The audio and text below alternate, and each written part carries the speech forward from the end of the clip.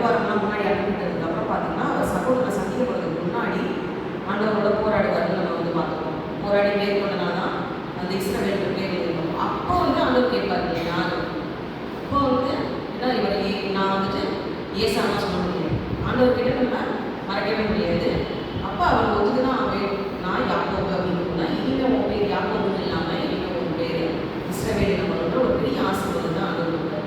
இந்த யாக்கோபுடைய வாழ்க்கையை பார்த்தீங்கன்னா யாக்கோபு வந்து ஏற்கனவே வயிற்றில் இருக்கும்போதே வந்து சொல்லிட்டார் ஆண்டவர், நான் இளையவனை நான் வந்து மூத்தவன் வந்து சேருவான், இதெல்லாம் பெரிய ஆளாக இருப்பான் அப்படின்லாம் சொல்லிட்டார். அமைதியாக கொஞ்ச நாள் இருக்கிறதான்னா ஆண்டவராகவே வந்து இவனை கொண்டு வந்துருக்காரு. ஆனால் இவனுக்கு வந்து பூலை கொடுத்து அவன்கிட்ட வந்து முதல்ல கொடுத்துருப்பாங்க. ஏன்னா வந்து அப்பா வந்து ஏசா மேலே பிரியமும் அந்த ரெபேக்கால் வந்து யாக்கோபு மேலே பிரியமாக இருக்கவும் எங்கே ஆசீர்வாதம் அங்கே போயிருக்கோம்னு சொல்லிட்டு இந்த ரெபேக்காலுக்கும் தெரியும். எல்லாமே தெரிஞ்சும் நம்ம வந்து அந்த கட்டோட வேலைக்காக நம்ம காத்திருக்கிறதே இல்லை. அதுக்கு முன்னாடி அவசர அவசரமாக ஏதாவது ஒன்று பண்ணுறது தான் வாழ்க்கையில் பெரிய சிக்கல்கள் பிரச்சனை எல்லாம் கொண்டு வருது. திரும்பி வரும்போது பார்த்தா தன்னோட தாயவே அவங்களால பார்க்கவே முடியாது ரெபேக்கால். ஸோ இந்த மாதிரி இல்லாமல் நம்ம வந்து ஆண்டவருக்கு முன்பாக உண்மையும் உத்தமமாக இருக்கும்போது தான் வந்து உண்மையும் உத்தமமான ஊழியக்காரர்களை நம்ம கூப்பிட்டு அவரோட ராஜ்யத்தை செய்யணும். வந்துட்டு இதில் வந்து ஒரு தீர்மானம் எடுத்துக்கோங்க. யாரையும் தேவையில்லாமல் பேசுறது, அந்த மாதிரி வீட்டுக்குள்ளே சண்டை போடுறதோ இல்லை வெளியில் யாரையாவது சொல்கிறதோ யாரும் நம்மளை தப்பாக சொன்னாங்க ஒன்றும் பிரச்சனை இல்லை. இப்போ நான் வரும்போது ஒரு சின்ன இன்சிடென்ட் நடந்தது. டியூஷனுக்கு கூட அப்படின்னு சொல்லணும். இல்லை மம்மி அப்படின்னா அவன் உடனே மாறிடுச்சு. சர்வீஸ் முடிச்சுட்டு டியூஷன் அப்படின்னா இவன் வந்து வேகமாக சிரிச்சா டியூஷன் சொன்னாலே அவன் ஓடி போயிடுவானே அப்படின்னு இவனுக்கு உடனே கோவம் வந்துருச்சுப்பாங்க. அவங்க சொல்லிட்டே இருக்காங்க, நீ பதிலே பேசாமல் வந்துகிட்டே இருக்க, அவங்க யாரும் பதில் சொல்லு, இன்னைக்கு இப்படியே விட்டேன்னா அப்புறம் நாளைக்கு என்னை பற்றி பேசிக்கிட்டே இருப்பாங்க, பெருசாக அது ஆகிட்டே இருக்கும் அப்படின்னு சொன்னான்.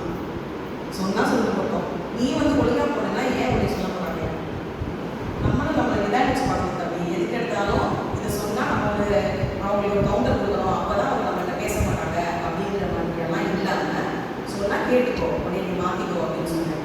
அது மாதிரியாக நம்மளும் எல்லா விஷயத்துலையும் இந்த மாதிரி சின்ன சின்ன காரியங்களில் கூட நம்ம வந்து நிதானிச்சு ஆராய்ந்து நம்ம கடவுளை பிரியப்படுத்துகிறோமா, நம்மளுடைய நடவடிக்கை கடவுளை பிரியப்படுத்துதா அப்படின்றதெல்லாம் நம்ம யோசிக்க சிந்திக்க இந்த வேலை அழைக்கப்படுறோம்.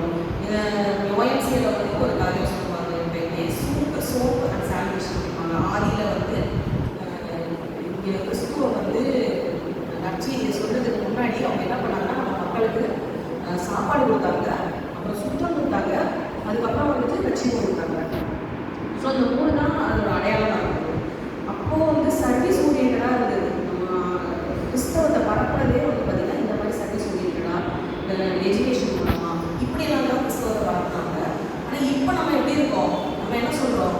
ஸ்கூலில் வாங்க, இந்த நான் சமாதானமாக இருக்கேன், நான் பிளஸடாக இருக்கேன், நீங்களும் அந்த பிளஸடாக இருக்கணும், நம்ம இன்றைக்கி அப்படி தான் சொல்லிட்டு இருக்கோம்.